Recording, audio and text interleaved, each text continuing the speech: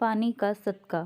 حضرت سعد رضی اللہ تعالیٰ عنہ نے عرض کیا، یا رسول اللہ صلی اللہ علیہ وآلہ وسلم، میری والدہ کا انتقال ہو گیا ہے، ان کے ایصال ثواب کے لیے کون سا صدقہ زیادہ افضل ہے؟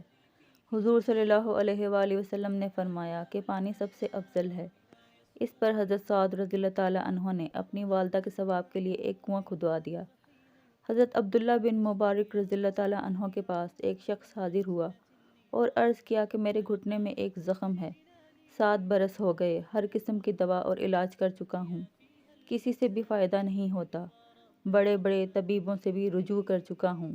حضرت عبداللہ بن مبارک رضی اللہ تعالیٰ عنہ نے فرمایا کہ جس جگہ پانی کی قلت ہو وہاں ایک کنواں بنوا دو، مجھے اللہ کی ذات سے یہ امید ہے کہ جب اس میں پانی نکل آئے گا تمہارے گھٹنے کا خون بند ہو جائے گا۔